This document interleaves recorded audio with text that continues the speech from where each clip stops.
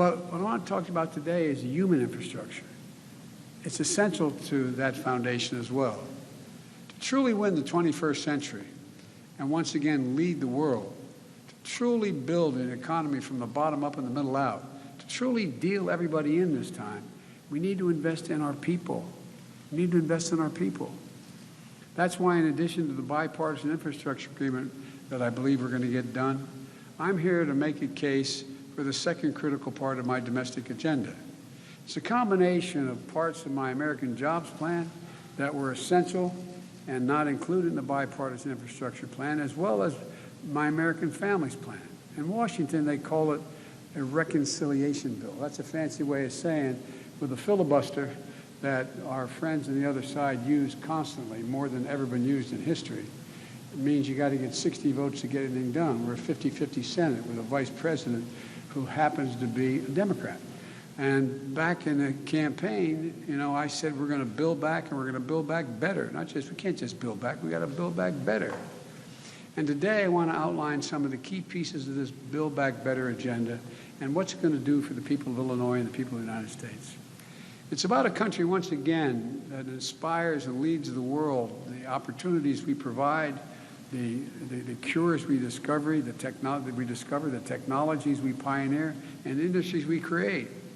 You know, and the nation that leads the world in combating the existential threat of climate change. The Build Back Better plan agenda starts with education. You know, one of the reasons why we were the leading country in the world for so long and still on the edges is because we're the first industrial nation in the world to allow 12 years of free education back at the turn of the 20th century. But everybody's caught up. At the time they were debating what should be education in America, the argument was there should be 12 years of free education. And that's what got us ahead. That's what had us leap ahead of the rest of the world.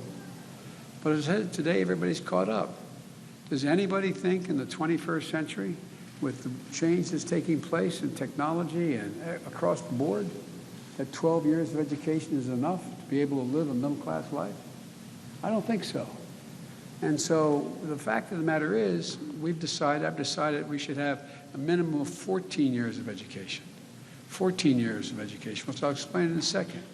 You know, as the First Lady, I'm Jill Biden's husband, but as Jill would say, and she's a full-time community college professor while being the First Lady, she often says any nation that out-educates us is going to out-compete us.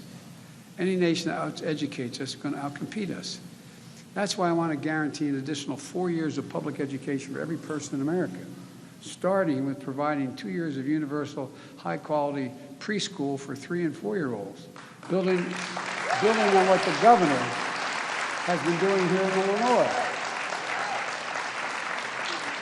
In the last 10 years, studies out of the great universities, study of a high-quality program here in Chicago, found that low-income children participating in preschool were 47% more likely to earn an associate's degree or higher and get through school without any difficulty. We have to build on that foundation for future success.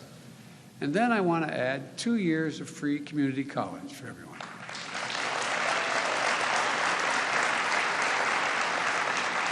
And we can afford it. I'll tell you how. That could boost earnings of high school graduates with low-wage jobs by nearly $6,000 a year on average.